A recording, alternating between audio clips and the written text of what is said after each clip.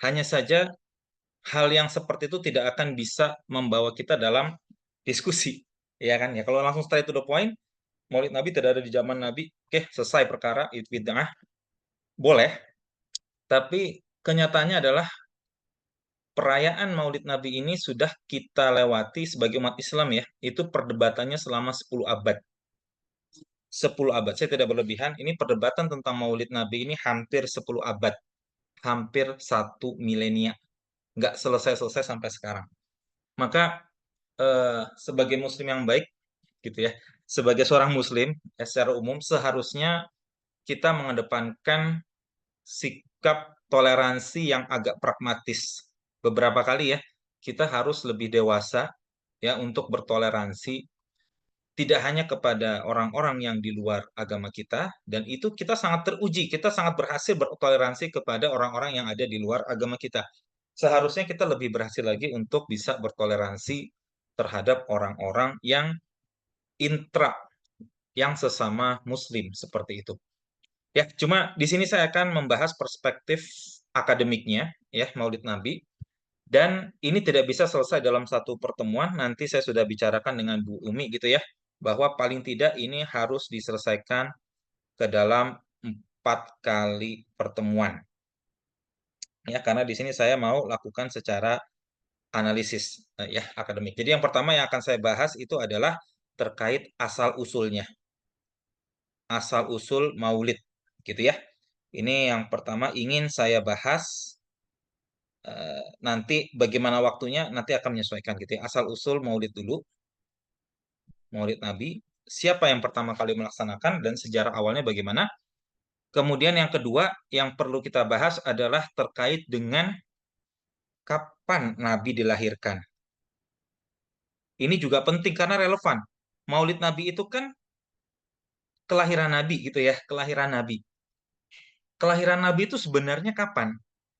Nah, itu juga jadi perdebatan ya. Dan orang-orang banyak yang kemudian menyamakan Maulid Nabi itu seperti hari ulang tahun biasa. Kalau hari ulang tahun itu konteksnya banyak yang berbeda. Makanya nanti untuk yang ketiga, saya perlu membahas dulu terkait dengan hukum perayaan. Hukum Aid atau perayaan. Ya, ini adalah bagian ketiga yang harus dibahas tentang hukum perayaan atau Aid. Lalu baru yang terakhir kita akan membahas terkait dengan apakah Maulid Nabi itu bid'ah atau tidak, gitu ya. Jadi yang terakhir baru kesimpulan. Ini pun saya yakin setelah nomor 4 nanti, Bapak Ibu di sini ada yang tetap merayakan, ada yang dari awal sudah tidak merayakan. Ya saya hanya memberikan apa yang menjadi perspektif akademik yang saya kumpulkan dari berbagai macam sumber, ya termasuk berbagai macam ustadz. Jadi tidak hanya ustadz-ustadz, ya katakanlah ustadz-ustadz salafi gitu ya. Termasuk nanti akan saya coba lihat Muhammadiyah bagaimana perspektifnya, lalu NU juga bagaimana perspektifnya. Ya karena sekali lagi kita harus membahas secara akademik. Jadi membahas Maulid Nabi ini jangan pakai baper. Ini masalah akademik, ini masalah fikih sebenarnya. Jadi harus kita lakukan secara akademik. Nah, ini makanya di sini yang perlu saya bahas, tekankan adalah perayaan Maulid yang tidak ada macam-macamnya. Karena memang ada perayaan Maulid yang terlalu macam-macam. Ada perayaan Maulid yang diiringi dengan misalkan musik, kemudian diiringi dengan masalah yang sangat krusial juga terkait misalkan dalam suatu perayaan ada sholawatan, kemudian ada orang-orang yang berdiri lalu menyambut seolah-olah Nabi Muhammad datang. Nah itu masalahnya sudah di luar itu. Masalah Maulid Nabi yang itu sudah bukan masalah fikih lagi, itu sudah masalah akidah. Ya, jadi saya tekankan, saya ulangi, ada beberapa kaum yang melaksanakan Maulid Nabi itu bukan dengan cara hanya sekedar ceramah. Kalau hanya sekedar ceramah itu masalahnya simpel, itu masalah akademik. Tapi ketika orang mengadakan Maulid Nabi dengan sholawat, lalu rame-rame, ada musik, kemudian ada, nah ini yang paling penting, ada beberapa tempat yang ketika mereka mereka mengadakan Maulid, itu seolah-olah mereka meyakini Nabi datang kepada perkumpulan mereka. Nah, itu masalahnya sudah bukan masalah fikih lagi. Tapi kita tidak membahas itu. Kita tidak membahas Maulid versi itu. Ya, sekali lagi bukan Maulid versi sufistik yang zaman sekarang di mana ada orang-orang yang berdiri menyambut seolah-olah ada Nabi datang. Oke. Ya, saya sebenarnya agak sedikit nggak enak membahas tentang Maulid karena sebenarnya kita masalahnya banyak sekali. Umat Islam ini masalahnya banyak sekali dan masalah utama dari umat Islam ini sebenarnya bukan masalah Maulid. Ya, misalkan banyak orang yang orang-orang NU dan orang-orang Muhammadiyah ataupun orang-orang yang baik mengadakan ataupun tidak mengadakan Maulid, mereka selalu menggunakan pendapat seorang alim Ibnu Hajar Al-Asqalani. Al-Asqalani. Mungkin ada yang tahu nggak Al-Asqalan ini di mana? Asqalan ini banyak orang yang mengatakan ini di Mesir. Salah, salah. Asqalan itu sekarang menjadi Ashkelon. Di mana? Ini dikuasai Israel. Jadi saya bingung ini kenapa orang-orang yang pro maupun anti ini banyak menggunakan pendapat Ibnu Hajar padahal orang yang ini kalau ngelihat zaman sekarang saya yakin apa yang menjadi perhatian dia pasti bukan Maulid. Pasti bukan Maulid. Paham maksud saya, Ibu? Kalau misalkan Ibnu Hajar Al-Asqalani hidup di zaman kita, itu pembahasan utama dia pasti bukan tentang Maulid karena dia melihat tanah kelahirannya lagi dihancurkan oleh orang-orang Yahudi, lagi direbut. Ini tuh lagi bukan ini tuh ini tidak dikuasai umat Islam. Asqalani itu kalau ini Gaza, Asqalani itu agak sedikit ke utara, Ashkelon sekarang namanya. Jadi ini sebenarnya sangat sangat menyedihkan kalau misalnya umat Islam tuh masih memperdebatkan Maulid Nabi seperti itu. Tapi tidak apa-apa karena tidak mungkin kita hilangkan sama sekali gitu ya. Jadi yang saya ingin bawa di sini adalah bagaimana kita bersikap di tengah masyarakat mengenai eh, pengadaan atau perayaan Maulid Nabi ini. Tapi harus kita tahu ya, orang yang dijadikan rujukan contohnya adalah Ibnu Hajar Al-Asqalani kalau hidup di zaman sekarang perasaannya bagaimana? Apakah dia fokus ke Maulid atau dia fokus melihat tanah kelahirannya diduduki oleh orang-orang Israel? Itu harus dipahami. Asqalon ini bukan di Mesir. Dulu di Mesir, memang di bawah kekuasaan Mesir. Sekarang ini sudah masuk ke wilayah jajahan Israel. Ya, jadi ini sudah bukan di tanah dikuasai oleh orang Islam lagi. Gitu. Ini harus kita pahami perspektif ini juga. Ya, supaya umat Islam tahu apa yang menjadi prioritas dalam bersikap. Nah, itu juga penting. Baik, ini sudah saya save ya. Nah, ini sudah saya save, insya Allah saya record, jadi nanti akan saya share seperti biasa ke Bu Umi. Ini tidak akan semuanya dalam satu malam, ya malam ini kita hanya sampai setengah 9 atau lebih dikit gitu ya. Jadi kita mulai dulu dari asal-usul terlebih dahulu. Asal-usul Maulid Nabi. Oke, asal-usul Maulid Nabi. Maulid Nabi itu asal-usulnya juga menjadi perdebatan. Siapa yang sebenarnya pertama kali mengadakan Maulid Nabi? Dari awalnya ini sebenarnya kita sudah tahu bahwa Maulid Nabi ini tidak serta-merta langsung ada di zaman Nabi. Karena kalau Maulid Nabi ada di zaman Nabi, maka orang sudah tahu fikihnya seperti apa, bagaimana tata cara atau kaifiahnya untuk melakukan Maulid Nabi gitu ya. Tata tertib seperti misalkan kalau untuk Idul Fitri dan Idul Adha. Kalau Idul Adha misalkan eh, manusia atau umat kaum muslimin ya, kalau untuk Idul Adha mereka disunahkan paginya tidak makan dulu gitu ya. Mereka baru makan nanti setelah sholat Id gitu ya. Kemudian sholat idnya itu 2 rakaat. Ada tata tertibnya. Ada khutbah id, ya. Kemudian setelah khutbah id selesai, kemudian persiapan untuk kurban, gitu ya. Kurbannya ada tata caranya. Jadi kalau misalkan untuk Id, baik Idul Fitri maupun Idul Adha, itu ada tata caranya. Tapi Maulid Nabi memang tidak ada di zaman Nabi, ya. Sehingga Maulid Nabi ini juga cara melakukannya macam-macam, seperti itu. Cara melakukannya macam-macam. Nah, Maulid Nabi, kalau menurut catatan Ahlu Sunnah, ya, Ahlu Sunnah ini sebagai lawan dari Syiah, itu harus dipahami dulu ya. Ahlu Sunnah di sini, sorry, Ahlu Sunnah di sini sebagai lawan dari Syiah, catatan yang pertama adalah menurut Ahlu Sunnah sebagai lawan dari Syiah ya. Jangan membayangkan ketika saya ngomong Ahlu Sunnah ini adalah Ahlu Sunnah seperti zaman sekarang ketika ada Asari atau Asy'ari, bukan. Di sini Ahlu Sunnah sebagai lawan dari Syiah itu catatan pertamanya dilakukan pada awal abad ke-7 Hijriah. Ya, ini berarti sekitar 1000 kalau misalkan kita tahu bahwa satu Hijriah, satu Hijriah itu sekitar 600 sorry 570 ditambahkan dengan 653 gitu ya, sekitar itu berarti sekitar 620-an atau 623-an. Maka awal abad ke-7 Hijriah itu sekitar 1300-an lah ya. Sekitar 1300-an itu dilakukan oleh Raja Irbil atau Arbil yang sekarang berada di Irak. Ini catatan Ahlu Sunnah ya. Nanti kita akan lihat catatan apakah ada yang lebih awal dari catatan Ahlu Sunnah. Ada, tapi nanti. Ini yang menyelenggarakan adalah seorang raja atau sultan yang bernama Muzaffar ad-Din Al-Kaukabri. Muzaffar ad-Din Al-Kaukabri ini adalah seorang dari dinasti Ayyubiyah. Berarti ini masuk dinasti Ayyubiyah ini pertama kalinya adalah tentu seorang sultan yang kita semua tahu bahwa dia bernama Salahuddin Yusuf Al-Ayyubi. Berarti Muzaffar ini keturunannya. Atau ini menurut pendapat menurut yang saya baca juga minimal dia adalah keturunan dari saudaranya Salahuddin seperti itu.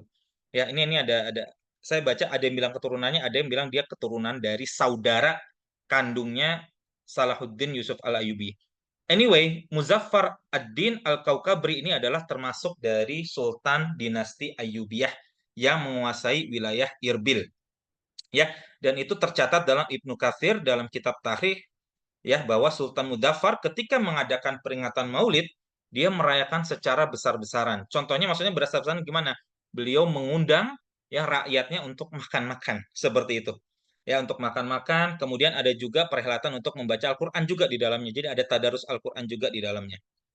Kemudian dalam cucu Ibnu Jauzi ya, Sultan Muzaffar ini mengundang seluruh rakyatnya dan seluruh ulama dari berbagai disiplin ilmu ya, baik dalam ilmu fiqih, ilmu ulama hadis, ulama ilmu kalam dan para ahli tasawuf dan yang lainnya ya. Jadi ini mengundang untuk makan-makan. Jadi festival besar-besaran. Intinya seperti itu. Ini dilakukan oleh Muzaffar ad-Din Al-Kaukabri ini sekitar awal abad ke-7 Hijriah atau sekitar 1300-an Masehi. Nah, cuma ini kemudian ada catatan lain. Nanti saya jelaskan catatan lainnya. Itu yang merayakan pertama kalinya di daerah Irak dan Suriah sekarang itu sebenarnya ada di daerah Mosul. Nih Mosul di sini ya. Ini Mosul namanya daerah Mosul sebelahnya. Jadi deketan sebenarnya. Ini yang dikerjakan oleh Umar Al-Mulla. Ini adalah seorang kepala sufi gimana nih? Mursyid sufi ya, seorang mursyid sufi. Nah, ini catatan terhadap beliau ada karena beliau dikunjungi oleh Nuruddin Zanki. Nuruddin Zanki ini siapa? Itu adalah pamannya Salahuddin. Ini adalah pamannya Salahuddin, Yusuf Al-Ayyubi. Jadi dikunjungi pada 1170 Masehi dan di situ perayaannya bukan perayaan seperti gede-gedean enggak, karena memang perayaan sufi dia tidak hanya membacakan wirid seperti khas-khas sufi, bukan bukan festival besar-besaran yang hanya bisa dilakukan oleh raja, ya. Nah, ini dari 1170 tahun 1170 sampai 1300-an itu ada cukup jauh gitu ya. Masa ada selang waktu yang sangat jauh karena memang banyak peristiwa ya, termasuk peristiwa yang kita kenal dalam dunia sekarang yang kita sebut peristiwa perang salib ya. Ini juga signifikan. Perang salib ini juga signifikan terhadap pengaruh Maulid Nabi ya. Jadi ada hubungannya juga dengan perang salib seperti itu. Oke, next. Nah, jadi kalau Raja Muzaffar tadi ya, raja itu atau sultan tersebut melakukan berbagai persiapan dengan ribuan kambing dan unta. Ini dari website NU, nanti saya sertakan untuk pertemuan berikutnya ya. Karena ini agak buru-buru, ribuan kambing dan unta yang disembelih untuk hidangan para tamu yang akan hadir dalam peringatan Maulid. Para ulama yang hadir ya saat itu yang diundang tentunya. Nah, ini juga agak ya namanya dia juga diundang gitu ya, nggak mungkin tidak menyetujui ya. Sehingga para ulama yang diundang ya itu membenarkan peringatan tersebut yang dilakukan oleh Sultan Al-Muzaffar. Ya, mereka menganggap bahwa Maulid Nabi itu baik. Ya, udah. Jadi dalilnya itu baik aja seperti dalilnya di sini adalah karena dianggap baik untuk digelar untuk pertama kalinya versi Ahlu Sunnah ya, versi Ahlu Sunnah. Tapi sunnahnya ini bukan sunnah asari. Bagi yang penasaran, ini lebih ke ahlu sunnah yang sekarang kita kenal sebagai Asy'ariyah. Ini saya bukannya ingin menjelekkan siapapun, tapi memang faktanya adalah Salahuddin. Salahuddin ini bukan seorang yang kita kenal seperti Salafi zaman sekarang, ya. Jadi beliau itu kalau dibaca itu akidahnya lebih condong ke Asy'ariyah, ya, seperti itu. Jadi ini ada ya sifat 20 seperti itu ya. Kemudian ada Allah, tempat Allah di mana maka Allah tidak bertempat dan segala macam, ya, seperti itu. Ya, itu sejarah sedikit. Kemudian semenjak zaman Sultan Muzaffar dan zaman setelahnya, para ulama telah menganggap, ya, ini menurut versi Aswaja sekarang gitu ya, Maulid Nabi itu adalah hal yang baik. Kenapa? Karena dianggap bisa mengingatkan kaum muslimin kembali terhadap syama'il Muhammadiyah, sifat-sifat Nabi Muhammad, ya, ataupun akhlak Nabi Muhammad Shallallahu Alaihi Wasallam. Ya, para ulama terkemuka dan hufaz al hadis telah menyatakan demikian, dan Imam Al-Suyuti menulis karya khusus tentang Maulid yang berjudul Husnul Maqsid fil Amal al-Maulid, ya. Husnul Maqsid itu maksudnya adalah maqasid itu tujuan syariah. Kalau misalkan kita sebut maqasid syariah, maka maqasid, ya, ini saya tulis lagi maqasid. Ada yang kita sebut sebagai maqasid syariah. Ini adalah tujuan syariah. Apa tujuan syariah? Ya, nanti ini kita bahas. Tujuan syariah itu salah satunya adalah melindungi kehormatan kaum muslimin, melindungi nyawa kaum muslimin, melindungi harta kaum muslimin, melindungi nasab kaum muslimin. Seperti itu. Nah, di sini husnul maqsid adalah tujuan yang baik dari, ya, ini kalau diartikan ya, tujuan yang baik dari amalan atau pengerjaan atau perayaan Maulid, seperti itu. Nah, pada saat ini harus dipahami, saya mengambil ini dari website NU, ya. Jadi tentunya di sini harus dipahami bahwa tentu beberapa kalangan yang menganggap yang merayakan Maulid, mereka berdasarkan pendapat ulama, ya, bahwa perayaan Maulid itu ada tujuan baiknya. Seperti itu. Tapi apakah tujuan baik itu cukup? Nah, itu nanti, ya, pembahasan berikutnya. Nah, peringatan Maulid Nabi yang biasa diperingati oleh pada bulan Rabiul Awal menjadi sebuah tradisi untuk umat Islam di seluruh dunia dari masa ke masa serta dalam generasi ke generasi. Ya, dan ada beberapa ahli sejarah. Nah, ini juga patut dicatat gitu ya. Al-Hafidz As-Sakhawi, Al-Hafidz As-Suyuti, Ibnu Khallikan, ya, cucunya Ibnul Jauzi, Ibnu Ibnu Katsir, ya, dan yang lainnya, mereka bersepakat bahwa orang yang pertama kali mengadakan peringatan Maulid adalah Sultan Muzaffar dari Irbil yang termasuk dalam keturunan Salahuddin Yusuf Al-Ayyubi, ya, atau keturunan dari adiknya Salahuddin. Ada dua pendapat, ya. Oke. Nah, ini versi NU-nya. Tapi ya, ada yang menyanggah juga, ya, bahwa orang yang mengadakan Maulid Nabi pertama kalinya bukan Sultan Muzaffar, tetapi nenek moyangnya bahkan, ya, Sultan Salahuddin Al-Ayyubi yang mengadakan peringatan Maulid Nabi. Tujuannya apa? Supaya umat Islam yang semangatnya agak padam bisa kembali berjihad membela Islam pada perang salib. Harus diketahui, ya, ini perang salib ini waktu itu ini sorry, maaf. Perang salib ini itu perang memperebutkan Baitul Maqdis, wilayah Baitul Maqdis. Jadi ini sangat signifikan. Signifikansinya atau kepentingannya itu mirip-mirip zaman sekarang. Ketika sekelompok kaum muslimin itu melawan Israel. Ini level kepentingannya sama seperti itu. Ya, jadi Salahuddin ada yang berpendapat, ya. Walaupun ini saya juga belum dapat dari mana dalil, bukan dalil, dari mana dalilnya, dari mana kitabnya, ya, karena ini saya hanya mengutip website. Ya, website tersebut mengatakan yang pertama kali mengadakan Maulid itu adalah Salahuddin Yusuf Al-Ayyubi. Tujuannya supaya umat Islam berjihad melawan eh, orang-orang Kristen Latin yang datang dari Eropa untuk merebut Baitul Maqdis. Oh, sorry, yang sudah ada di Baitul Maqdis, maaf. Jadi Baitul Maqdis waktu itu sudah masuk ke dalam kekuasaan orang-orang Latin Eropa. Sultan Salahuddin kemudian ingin merebut kembali, ya, wilayah Baitul Maqdis tersebut. Nah, menurut pendapat ini dengan cara membangkitkan semangat kaum muslimin ya dengan mengadakan Maulid Nabi. Ini kurang tepat, nanti akan saya bahas kenapa alasannya, tapi yang jelas ini ada pendapat seperti itu. Ya, jadi Sultan Salahuddin itu asalnya itu merupakan, saya lupa entah keponakan atau pegawainya Nuruddin Zengki. Jadi ibadah-ibadah kayak gini tuh kadang-kadang nyambung dengan sejarah. Kita harus memahami konteks pembahasan sejarahnya. Ya, kalau misalnya kita nggak paham, kita ya itu gitu-gitu aja. Kita tidak memahami kenapa misalkan sampai ada perayaan itu. Nuruddin Zengki dari dinasti Zengki itu mengutus Salahuddin kemana? Ini nanti dia diutusnya ke Fatimiyah Mesir. Ini saya berikan di slide berikutnya nanti. Fatimiyah Mesir. Fatimiyah Mesir inilah yang pertama kali sebenarnya dia menguasai Baitul Maqdis. Ya, jadi Fatimiyah Mesir ini yang sebenarnya sebelum direbut oleh Latin Eropa yang memegang Baitul Maqdis. Nah, kemudian orang-orang Latin Eropa merebut Baitul Maqdis atau wilayah eh, sekarang Masjidil Aqsa ya. Jadi ada di dalam Baitul Maqdis ini ada namanya Masjidil Aqsa. Seperti itu ya. Jadi dalam Baitul Maqdis ada Masjidil Aqsa yang mereka berdua itu ada di wilayah Yerusalem sekarang. Ya, jadi ini ada ya gimana ya menggambarkannya. Kayak Mekah itu Yerusalem ini menggambarkan aja Mekah.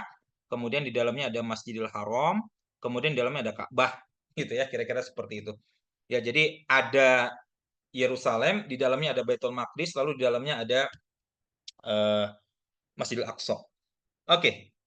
Nah, tapi ada yang kemudian membantah tidak mungkin Salahuddin ide dari Salahuddin tentang memperingati Maulid Nabi tidak disetujui oleh beberapa ulama ya. Karena pada zaman Nabi peringatan tersebut tidak pernah ada, lagi pula hari raya umat Islam secara resmi menurut agama hanya dua. Jadi menurut pendapat ini, Salahuddin ketika mengadakan pertama kali perayaan Maulid Nabi, menurut pendapat ini ya, itu tidak disetujui oleh ulama ahlu sunnah di sini ya, yang merupakan orang-orang dari dinasti Zengkiyah, ya karena peringatan tersebut itu tidak pernah ada di zaman Nabi Muhammad. Ya, jadi perayaan hari raya umat Islam hanya dua, Idul Fitri dan Idul Adha. Nah, nanti di agak terakhir nanti saya harus menjelaskan juga perayaan itu ada apa saja. Perayaan dalam umat Islam, Aid, ini sikas dulu ya, Aid. Aid itu apa sih? Aid itu adalah sesuatu yang dirayakan secara berulang-ulang. Jadi ini perayaan berulang-ulang. Kemudian yang kedua, dan ini yang penting, Aid ini dilakukan dalam skala besar satu negara. Itu namanya perayaan Aid. Jadi kalau misalkan namanya ulang tahun, itu bukan Aid. Karena itu bukan diadakan oleh satu negara. Kecuali, nah, perayaan proklamasi itu bisa masuk ke dalam Aid. Ya, dan ini selalu jadi masalah orang-orang yang tidak mengadakan Maulid tetapi ikut merayakan misalkan perayaan kenegaraan 17 Agustus itu selalu jadi masalah. Kenapa? Karena memang intinya tuh agak mirip. Maulid kelahiran Nabi, kemudian misalkan 17 Agustus kelahiran Indonesia. Ya, atau itu Indonesia. Kalau misalkan di Amerika misalkan 4 Juli seperti itu. Itu nanti akan saya bahas di akhir. Beberapa jenis perayaan atau Id gitu ya. Kalau perayaan agama umat Islam ya ini yang terstandar hanya ada dua yang sudah di apa ya disyariatkan yaitu dua, Idul Fitri dan Idul Adha. Lalu apakah Maulid boleh? Nah itu nanti gitu ya nanti. Ini saya jelaskan dulu sejarahnya supaya memahami backgroundnya dulu, background perayaan Maulid Nabi. Nah menurut pendapat yang sama ya Salahuddin menegaskan bahwa peringatan Maulid Nabi ini hanya sebuah kegiatan yang dapat menyemarakkan dalam menyiarkan agama, bukan perayaan yang memiliki sifat ritual. Ini harus dipahami nih. Jadi kalaupun mau mengadakan maulid, zaman Salahuddin itu hanya kegiatan yang menyiarkan agama. Bukan ada sifat-sifat ritual seperti beberapa kelompok yang mengadakan maulid di zaman sekarang. Karena memang zaman sekarang itu maulidnya makin aneh-aneh. Ada yang mengadakan pakai misalkan dangdut koplo ada. Kemudian ini dibantah juga dengan orang yang membolehkan maulid sebenarnya. Kemudian ada yang dengan cara tadi ya, menganggap seolah-olah Nabi Muhammad datang di tengah-tengah mereka lalu mereka berdiri menyambut. Itu jangan dipikir nggak ada, itu ada yang seperti itu. Itu adalah efek ketika kita membolehkan sesuatu. Ya, tetapi itu nanti kita harus bahas. Nah, menurut pendapat ini, ya menurut Salahuddin ini bukan masuk bid'ah yang terlarang. Ya, karena tidak ada efek ritualnya. Ya, hanya kegiatan yang dapat menyemarakkan dalam siar agama. Ini masih menurut website dari NU. Nanti saya inilah saya coba, saya lupa menyertakan sumbernya. Tapi yang jelas ini dari website yang pro Maulid tetapi Ahlus Sunnah insyaallah Aswaja. Oke. Nah, Salahuddin waktu itu sudah menguasai Fatimiyah dan meminta persetujuan dari khalifah di Baghdad. Dan khalifah setuju dan dengan apa yang sudah disampaikan terkait dengan perayaan Maulid, sehingga ada catatan pada 579 Hijriah alias 1183 Masehi, Sultan Salahuddin sebagai pemimpin Haramain memberikan instruksi kepada jamaah haji apabila mereka pulang kampung untuk menyampaikan informasi dimanapun berada, bahwa mulai 580 Hijriah atau 1184 Masehi, tanggal 12 Rabiul Awal ditetapkan sebagai Maulid Nabi dengan berbagai kegiatan yang dapat membangkitkan semangat umat Islam. Oke, ini harus dipahami bahwa pada tahun 1183 ya, ini Salahuddin belum kembali menguasai Palestina atau belum menguasai Baitul Maqdis. Baitul Maqdis itu baru dikuasai kalau tidak salah sekitar 1197. Saya agak lupa, tapi setahu saya dia pada tahun 1197.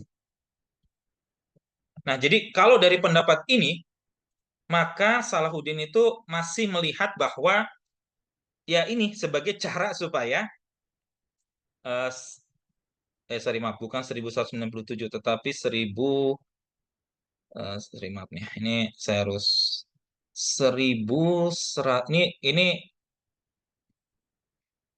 eh agak lupa tanggalnya, tetapi ini waktu itu belum belum dikuasai. Belum dikuasai oleh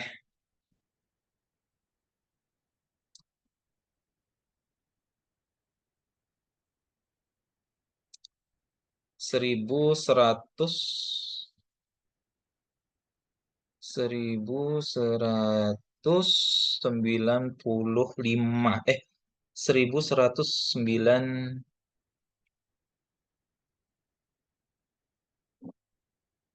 ya pokoknya 1190-an ya, 1990-an ini kalau tidak salah 1197. Saya agak agak lupa namanya ya, tetapi nanti yang jelas waktu itu belum kembali dikuasai oleh Salahuddin Yusuf Al-Ayyubi seperti itu ya. Jadi belum belum ini belum belum balik nih intinya, belum balik tanah dari kaum muslimin ya. Dan sekarang kita sebenarnya juga mengalami apa yang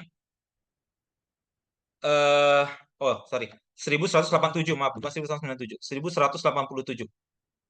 Nah ya, ini waktu itu belum dikuasai oleh kaum muslimin. Dah. Jadi menurut pendapat ini Salahuddin memanfaatkan momentum Maulid Nabi itu untuk membangkitkan kembali semangat kaum muslimin. Seperti itu. Nah, tetapi ini yakni dibantah ya oleh beberapa ulama termasuk Ahmad bin Abdul Halim Al-Harrani. Ini mengungkapkan bahwa Ahmad bin Abdul Halim Al-Harrani ini saya nanti coba cari, tetapi ini kemungkinan adalah nama lain dari Ibnu Taimiyah. Tapi nanti akan saya coba cari ya. Karena Ibnu Taimiyah juga diketahui dengan nama Ahmad Al-Harrani Salahuddin alladzi fataha Misr.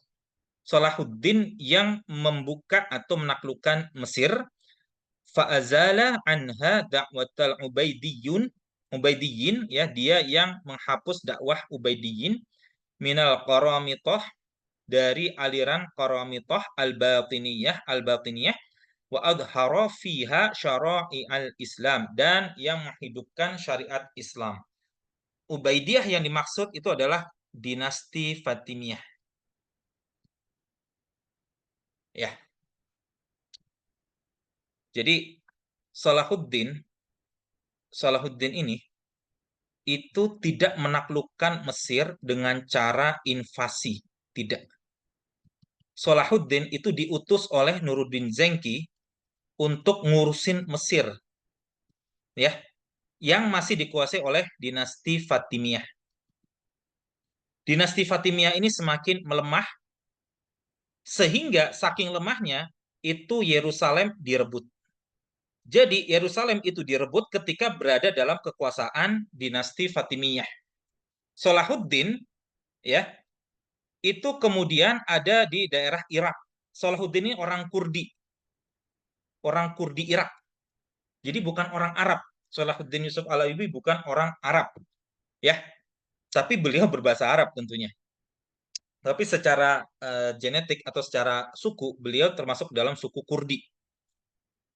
Ini diutus oleh pamannya, Nuruddin Zengki, ke Mesir untuk mengurus Fatimiyah. Ini tidak diinvasi, tetapi Salahuddin masuk ke kerajaan Fatimiyah, lalu perlahan-lahan mengubah struktur di dalamnya. Ya, jadi ini istilah menaklukkan sebenarnya agak kurang tepat, tapi mengganti, ya, pelan-pelan digantikan para karyawan-karyawan, katakanlah seperti itu ya, atau para panglima-panglima perang di dinasti Fatimiyah yang semakin melemah. Ya, jadi dalam perkataan lainnya, Fatahaha, ya, Fatahaha, ha di sini Mesir ya. Salahuddin menaklukkan Mesir, mulukus sunnati, ya, negeri Mesir ditaklukkan oleh raja yang ahlu sunnah, mislu Salahuddin. Misalnya adalah Salahuddin. Wadhaharat fiha kalimatus sunnah, dan ditampakkanlah, ya, dalam Mesir tersebut as-sunnah al-mukhalifatu, ya, al-lirrafidah, yang menggantikan, nah, mukhalifat itu yang berbeda dengan Syiah Rafidhah. Ini juga nanti perlu sedikit dibahas, tapi nanti ya.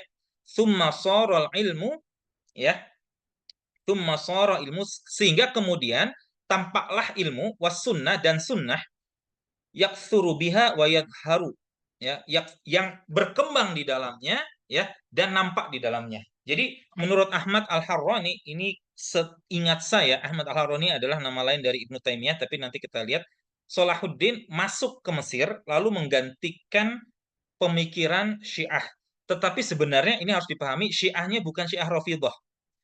Syiah Rafidhah yang di wilayah Iran sekarang itu agak berbeda dengan Syiah Fatimiyah pada saat itu. Syiah Fatimiyah pada saat itu sebenarnya yang kita sebut sebagai Syiah Ismaili. Jadi alirannya beda. Alirannya beda. Dan harus kita pahami, Salahuddin ini bukan ahlus sunnah dalam pikiran orang-orang sekarang. Itu juga harus dipahami. Salahuddin ini lebih dekat ke dalam Asy'ariyah.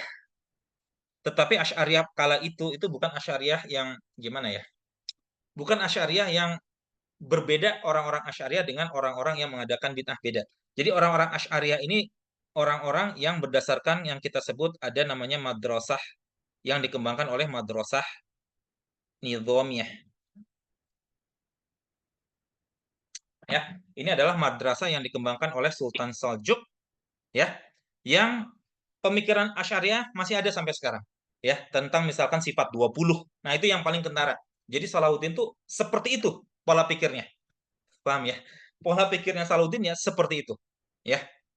Nah, menurut Ahmad Al-Harrani, Salahuddin tidak mengadakan Maulid Nabi. Kenapa? Maulid Nabi pada saat itu yang mempelopori itu sebenarnya adalah dinasti Fatimiyah di Mesir yang alirannya Syiah, ya, bukan aliran Ahlus Sunnah. Ya. Kenapa? Karena ada memang catatannya. Ya, ada catatan. Nah, catatan ini yang ini dari website lain. Nah, website ini yang saya ambil dari website Muslim Matters. Kalau tadi dari website ini ya, website website ya pro Maulid lah seperti itu. Saya tidak ingin terlalu ini ya, tidak ingin terlalu, karena kita masalahnya umat Islamnya lebih banyak daripada sekedar perdebatan Maulid, sekedar perdebatan Allah di mana, Masya Allah. Kalau Ibnu Hajar Al Asqalani yang perkataannya digunakan oleh orang-orang pro Maulid maupun anti Maulid, maka apa yang dia pikirkan saat ini bukan masalah Maulid, tanah kelahirannya sedang dijajah oleh orang-orang Israel.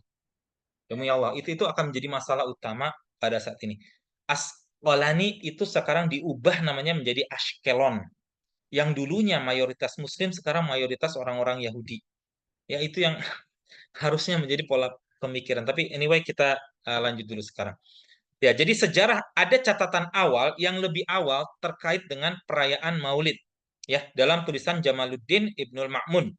Nah, ini lebih awal. Ini pada 1192. Dia meninggal pada 1192.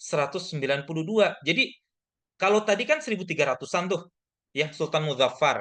Nah, menurut catatan Jamaluddin Ibnul Ma'mun yang meninggal 1192, ada catatan bahwa perayaan Maulid dilakukan lebih awal daripada perayaan yang dilakukan oleh Sultan Muzaffar. Ayahnya Jamaluddin Ibnul Ma'mun adalah seorang menteri. Wazir itu menteri yang bekerja untuk Khalifah Fatimiyah Al-Amir yang memimpin 1101 sampai 1130. Sebagai catatan, Yerusalem direbut oleh orang-orang Kristen Latin 1099. Ini Yerusalem direbut. Nanti dibebaskan oleh Salahuddin itu 1087 Masehi. Oke. Nah, Ibnul Ma'mun itu karyanya banyak yang hilang, tetapi banyak dikutip oleh ilmuwan-ilmuwan sejarah kemudian. Ya, di awal abad pertengahan Mesir, Al-Makrizi yang meninggal tahun 1442 dalam karyanya Al-Khittat, ya, ini kemudian menjelaskan bahwa nanti di dalamnya itu ada perayaan Maulid Nabi yang mengutip tulisan dari Jamaluddin Ibnul Ma'mun seperti itu. Ya, jadi karyanya dia sekarang udah hilang.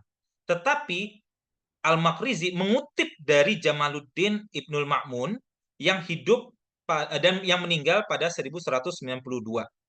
Ya, jadi Al-Makrizi ini banyak mengutip perkataan Ibnul Ma'mun yang bukunya sekarang hilang. Ini harus dipahami ya, buku-buku zaman dulu itu bukan seperti buku zaman sekarang. Waktu itu tidak ada mesin fotokopi. Ya, sehingga buku ditulis tangan, kemudian di kertas. Kertas sudah ada. Cuma masalahnya tempat penyimpanan juga tidak seperti zaman sekarang. Jadi tulisan hilang, kemudian ada perang segala macam. Jadi tidak terlepas pada perpustakaan yang teraman, yang aman bukan gitu ya. Kemudian kita soroti sedikit tentang dinasti Fatimiyah. Dinasti Fatimiyah ini menaklukkan Mesir pada 969 Masehi dari siapa? Dari dinasti Abbasiyah. Dan dinasti Fatimiyah ini menjadi saingan dari dinasti Abbasiyah di Baghdad.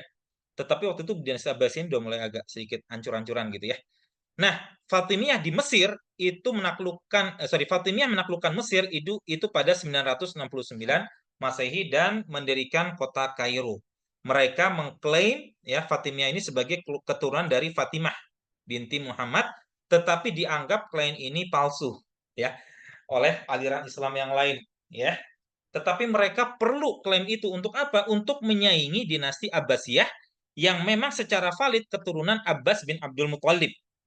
Jadi Fatimiyah ini mendirikan khalifah lain, khilafah, yang tujuannya menyaingi Abbasiyah. Nah, supaya bisa menyaingi Abbasiyah yang memang jelas keturunan Bani Hashim, maka orang-orang dari dinasti Fatimiyah mengklaim bahwa mereka adalah keturunan dari Fatimah binti Muhammad. Tapi dianggap palsu, kemudian mengikuti cabang ketujuh Syiah atau dia adalah keturunan dari salah satu imam Syiah yang disebut sebagai Imam Ismail. Ya, keyakinan mereka agak berbeda, termasuk Syiah-Syiah yang lain, termasuk Syiah Itsna Asy'ariyah, menganggap Fatimiyah ini bukan Islam, seperti itu ya. Oke, jadi kenapa? Karena Syiah Ismailiyah ini menafsirkan 5 rukun Islam sedemikian rupa sehingga tidak mirip dengan kebiasaan yang dilakukan oleh Muslim lain. Nah, keturunan dari dinasti Fatimiyah zaman ini masih ada. Contohnya adalah Aga Khan, ini di India gitu ya, Aga Khan, kemudian Imam Bohri atau Dawudi Bohri. Dawudi Buhro. Kalau ibu-ibu ada yang main ke siapa? Ke Dawudi Buhro. Sorry, maaf. Ini biar jelas. Dawudi Buhro. Nah, ibu-ibu kalau ada yang sempat ke Singapura, ada namanya Masjid Dawudi Buhro. Ada. Ya, di apa namanya di Singapura. Ya, keduanya menelisik garis keturunan langsung mereka ke khilafah Khalifah Fatimiyah. Ada juga kelompok lain yang disebut kelompok Druze. Nah, Druze ini Duruz, ini bukan Muslim juga, ya. Duruz ini jelas bukan Muslim. Ini sekarang yang sering masuk ke dalam tentara Israel juga, ya, Duruz ini. Nah, dinasti inilah yang menurut catatan mereka lebih awal lagi mengadakan perayaan Maulid. Jadi ini harus dipahami sejarahnya. Fatimiyah itu memang sesaat sebelum Salahuddin masuk. Jadi, sangat mungkin Salahuddin ini masih meneruskan kebiasaan yang ada di dalam dinasti Fatimiyah. Itu bukan sesuatu yang mustahil. Sehingga pendapat bahwa Salahuddin pertama kali mengadakan maulid itu tidak 100% benar, tetapi tidak salah juga. Ada kemungkinan Salahuddin ini mengkopi gitu. Ya, dianggap ada perayaan yang masih ya bagus digunakan kemudian masih diteruskan seperti itu ya dari dinasti Fatimiyah. Dinasti Fatimiyah itu memerintah ya, maaf ini saya ini dulu ya.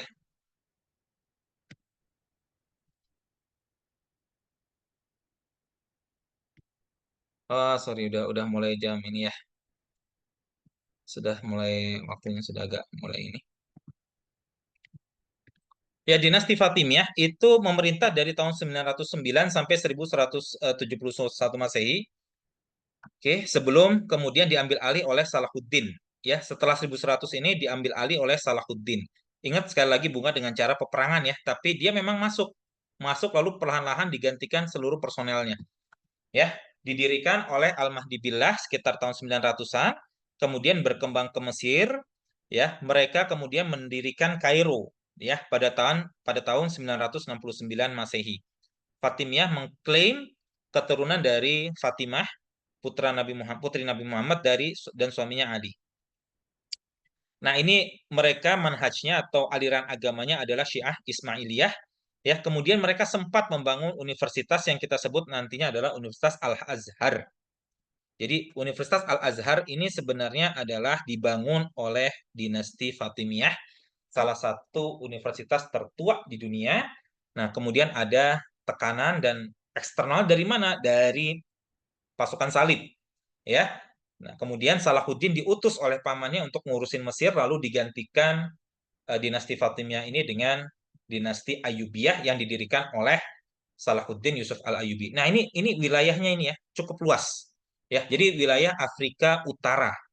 Wilayah Afrika Utara termasuk wilayah di sini nih, wilayah Palestina. Jadi, wilayah Baitul Maqdis waktu itu memang di bawah kekuasaan dinasti Fatimiyah, lalu direbut oleh orang-orang Kristen Eropa atau Latin, Kristen Latin. Nah, Salahuddin Yusuf Al-Ayyubi yang menganggap dan memang valid adalah penerus dari Fatimiyah kemudian berusaha mengambil kembali wilayah tersebut. Ya. Nah, kemudian Yerusalem ditaklukkan kembali oleh Salahuddin Yusuf Al-Ayyubi. Ya. Cuma ya sekali lagi belum tentu kebiasaan-kebiasaan Fatimiyah itu benar-benar semuanya hilang gitu loh. Ya. Nah, Al-Makrizi yang tadi saya sebut itu mengutip bahwa pada bulan Rabiul Awal ya, ini juga nanti kita harus pahami lagi ya, kapan Nabi lahir, kenapa ini Rabiul Awal. Rabiul Awal ini nanti kita bahas ya. Ini pertama kali yang pertama kali mengomongkan bahwa Nabi Muhammad lahir pada 12 Rabiul Awal adalah salah seorang sejarawan Islam yang bernama Ibnu Ishaq. Tapi nggak ada sanatnya. Nggak. Jadi ini juga belum jelas dari mana, tetapi Ibnu Ishaq hanya mengatakan bahwa ya Maulid diadakan pada 12 Rabiul Awal seperti itu. Nah, ini Al-Makhrazi mengatakan pada bulan Rabiul Awal ya ada eh, mereka dinasti Fatimiyah memulai dengan perayaan hari lahir sang penguasa pertama dan terakhir Nabi Muhammad. Ya, ini sudah berlebihan gitu ya, tetapi istilahnya seperti itu. Nah, khalifahnya memberikan banyak sekali uang ya untuk perayaan tersebut yang diambil dari dana zakat ya dan dari Darul Ifta ya, Darul Fitrah mengadakan kue-kue yang besar. Kemudian mereka memberikan gula ya, almond, madu, minyak wijen sebagai hadiah untuk setiap makam di mana Ahlul Bait dimakamkan seperti itu ya. Dan menterinya bertanggung jawab untuk memberikan 400 pound permen ya dan 100 pound roti. Jadi jelas bahwa Maulid itu merupakan perayaan yang sudah dibiasakan pada zaman tersebut, pada zaman ini ya 517 Hijriah ya. Jadi ini jauh sebelum tadi Sultan Muzaffar. Ini jauh. Ini sebelumnya, sebelum Salahuddin. Sebelum Salahuddin masuk itu sudah ada perayaan Maulid yang dirayakan oleh dinasti Fatimiyah. Kemudian ada karya lainnya yang ditulis oleh Ibnu Thair ya. Dalam karyanya Ibnu Thair ini bekerja sebagai sekretaris untuk dinasti Fatimiyah ya, dan dia juga menjelaskan bahwa Maulid sudah diadakan oleh dinasti Fatimiyah ya di lingkungan elit istana ya, di mana ya di situ banyak makanan yang diakhiri oleh pidato dari khatib Masjid Al-Azhar. Tetapi harus kita pahami bahwa Masjid Al-Azhar pada waktu itu belum dikuasai oleh Ahlussunnah seperti sekarang ya. Jadi waktu itu masih sebuah institusi yang mengikut pada dinasti Fatimiyah ya, atau dinasti Syiah Ismailiyah ya. Nah, tetapi harus dipahami bahwa Khalifah Fatimiyah itu tidak cuma merayakan Maulid. Banyak yang dirayakan. Ada malam tahun baru, ini tahun baru Islam, perayaan awal tahun, kemudian ada hari Asyura, ya 10 Muharram, hari lahir Muhammad, Nabi Muhammad SAW, hari lahir Ali, Al-Hasan, Husain, Fatimah, hari lahir tiap khalifah pada saat itu, Rajab. Jadi banyak sekali perayaan-perayaan pada dinasti Fatimiyah, dan bukan cuma perayaan kaum muslimin ya, atau dianggap perayaan kaum muslimin, tetapi juga perayaan orang-orang yang berada di bawah kekuasaan dan bukan muslim. Misalkan ini hari Nauruz ya, ini the day of veneration, ini ada, intinya mereka mengadakan Jumat Agung segala macam. Natal juga diadakan seperti itu ya. Ini semuanya dari website Muslim Matters tadi ya, yang ditulis oleh salah seorang ustadznya. Jadi banyak beberapa faktor yang perlu dibahas. Fatimiyah itu sudah merayakan lebih dahulu sebelum Salahuddin. Karena memang kan Fatimiyah itu kemudian ditaklukkan oleh Salahuddin. Jadi Fatimiyah sudah mengadakan terlebih dahulu. Jadi perayaan mereka yang paling utama, karena mereka basisnya adalah Syiah Ismailiyah, maka yang diadakan selain Maulid Nabi itu adalah perayaan para imam Syiah. Termasuk juga perayaan Hari Ghidir Khum, sebuah hari yang dipercaya oleh gelombang Syiah bahwa Nabi menetapkan Ali sebagai penerusnya. Ya, untuk apa? Ya, untuk menarik hati rakyat, karena di dalam perayaan tersebut itu khalifah menyebarkan uang sebanyak-banyaknya. Ya, sehingga dianggap sebagai hari libur umum ya, dan hari untuk bersukaria, hari libur lah. Ya, hari-hari kalau zaman sekarang tuh mirip seperti hari 17-an lah, mirip seperti itu ya. Sehingga di situ banyak makanan dan manisan atau minuman yang disediakan oleh kerajaan. Oke. Kemudian ini sebenarnya nggak jelas juga Fatimiyah itu kok mulai Maulid dari mana ya, tetapi dari data yang ada gitu ya, eh, Maulid Nabi intinya dirayakan pada pergantian abad ke-6 Hijriah. Jadi masuk ke abad ke-6 Hijriah atau sekitar 600-an Hijriah.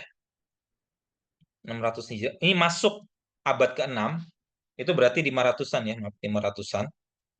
Itu kalau ditambah sekitar 620-an ya berarti sekitar 1100-an Masehi lah.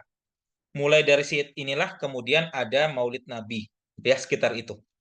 Oke, tanggal pastinya tidak tahu, tetapi yang jelas akhir-akhir itu banyak sekali perayaan-perayaan tadi ya, Maulid Nabi termasuk di dalamnya, sebelum pada 1100 1100-an kemudian masuk ini apa namanya?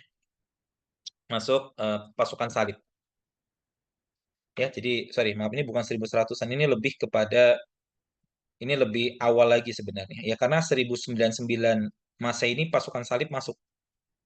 Jadi sebelum ini akhir-akhir dinasti Fatimiyah itu mereka mengadakan Maulid, tetapi itu belum tentu valid ya, dalam arti lebih awal lagi pasti. Ya, lebih awal lagi pasti, karena di sini catatannya hanya menulis bahwa dinasti Fatimiyah mengadakan Maulid. Ya, cuman tanggal pastinya nggak tahu, tapi yang jelas sebelum 1099 masih. Yang jelas tadi kan kita lihat bahwa Fatimiyah menaklukkan Mesir sekitar 969 Masehi, maka ya jelas setelah ini. Berarti ya mungkin estimasi paling validnya ya sekitar 1000 Masehi lah. Yaitu di mana Maulid sudah mulai ada. Nah, maulid yang diperkenalkan Fatimiyah itu berpusat pada keluarga Nabi plus maulid Nabi Muhammad SAW sendiri, gitu ya. Kenapa? Karena sifatnya Syiah, maka tujuannya untuk mengangkat para imam Syiah, gitu ya. Buktinya juga selain diadakan Maulid Nabi, ada juga Maulid Ali, Maulid Hasan, Maulid Husain, ya. Tetapi setelah Mesir dikuasai oleh Salahuddin, semua perayaan tersebut itu dihilangkan kecuali perayaan Maulid Nabi. Kenapa ya? Karena memang perayaan yang lain itu tidak relevan lagi untuk kaum muslimin Ahlussunnah seperti itu. Nah, tadi yang itu juga perdebatan tadi ya, apakah benar-benar Salahuddin ini memang berarti Salahuddin yang jelas tidak pertama kali yang mengadakan Maulid. Itu jelas. Berarti bukan Salahuddin yang pertama kali mengadakan Maulid. Tetapi perdebatannya adalah apakah Salahuddin ini meneruskan atau tidak. Nah, itu yang menjadi bahan perdebatan, ya. Jadi Maulid Nabi itu awal-awalnya diadakan pada 13 Rabiul Awal, tetapi sangat mungkin itu lebih kepada kesalahan pencatatan, ya. Jadi Maulid itu sudah menjadi 12 Rabiul Awal ketika di catatan Ibnu Tuwair. Nah, Maulid Nabi di wilayah Ahlussunnah itu sebenarnya lebih awal lagi diadakan oleh seorang pemimpin sufi, namanya adalah Umar Al-Mulla. Yang jelas banyak sekali yang mengatakan yang bersangkutan ini bukan seorang ulama tetapi seorang pemimpin sufi. Maulid yang benar-benar disponsori oleh pemerintah, karena Umar Al-Mulla ini bukan seorang pemerintah. Dia tidak punya dana berlebih untuk mengadakan Maulid seperti dinasti Fatimiyah, ya. Cuma Maulid yang pertama kali diadakan oleh pemerintah Ahlussunnah itu diadakan oleh Mudzaffar ad-Din, ya, yang idenya kemungkinan diambil dari Umar Al-Mulla. Kenapa? Karena perayaan Maulid yang membagikan uang, membagikan makanan, manisan itu bisa mengangkat popularitas para penguasa. Menjelang akhir abad ke-6 Hijriah, Maulid telah mulai diperkenalkan kepada beberapa wilayah Islam, tetapi belum ada peringatan hari tersebut dengan festival apapun. Di Mekah juga tidak ada festival, tetapi ada berita bahwa di Mekah itu orang-orang mulai apa ya? Kalau ibaratnya zaman sekarang tuh jejak Rasul ya, sudah mulai menelusuri tempat-tempat kelahiran Nabi dan segala macam. Tetapi tidak ada perayaan seperti zaman sekarang. Nah, itu masalahnya ya. Kalau kita membuka sesuatu pintu, itu lama-lama itu makin berkembang, itu masalahnya. Oke, tetapi nanti kita coba berlatih bagaimana sikap menghadapi Maulid. Apakah iya atau tidak, itu ya perlu pembahasan lebih lanjut. Oke, jadi Maulid Nabi yang tanggal 12 Rabiul Awal itu adalah karena keputusan kerajaan Fatimiyah atau dinasti Fatimiyah. Nah, ini tapi masalahnya agak dihapus. Ya, jadi ada beberapa, ada apa ya istilahnya? Ada semacam usaha dari beberapa orang-orang yang mengadakan maulid, itu mereka menghapus bahwa maulid ini pertama kali diadakan oleh Fatimiyah dengan anggapan bahwa ini pertama kali yang mengadakan adalah Sultan Mudzaffar atau Salahuddin Yusuf Al-Ayyubi. Tadi ya, kalau berdasarkan pembahasan ini berarti Salahuddin itu bukan orang pertama yang mengadakan. Muzaffar itu kemungkinan yang pertama mengadakan di wilayah Ahlussunnah, tetapi Salahuddin bisa jadi meneruskan atau bisa jadi tidak. Ini perdebatan karena Salahuddin pun itu waktu itu tidak mempunyai privilege untuk mengadakan maulid seperti halnya dinasti Fatimiyah mengadakan maulid, karena sifat dari Salahuddin itu waktu itu sebagai seorang panglima perang, maka fokusnya adalah untuk menaklukkan kembali wilayah-wilayah kaum muslimin yang pada saat itu sedang dikuasai oleh orang-orang Kristen Latin. Seperti itu. Yang jelas Salahuddin tidak memiliki privilege seperti kerajaan Fatimiyah sebelumnya.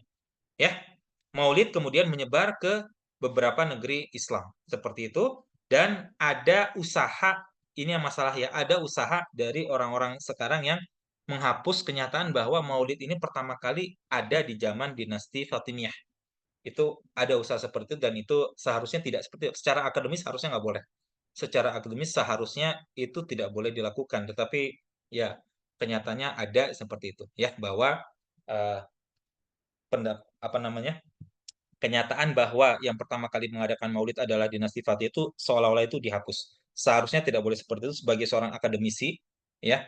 Itu tidak boleh kita menghapuskan apa yang sudah dilakukan oleh terdahulu. Itu namanya tidak amanah ilmiah. Maka di sini saya jelaskan bahwa Maulid sudah diadakan sebelum Sultan Mudzaffar ad-Din yang pertama kali diadakan di wilayah Fatimiyah. Salahuddin jelas bukan orang pertama mengadakan, tetapi ya wallahu alam bisa jadi dia meneruskan gitu ya, atau bisa jadi dia tidak meneruskan seperti itu karena yang jelas Salahuddin fokusnya bukan ke situ jadinya. Ya, fokusnya adalah untuk menaklukkan kembali wilayah kaum muslimin. Oke, baik, mungkin seperti itu dulu dari saya. Ini sudah malam. Saya stop ini dulu ya, stop recording supaya nanti tidak mengganggu jalannya kita yang berikutnya.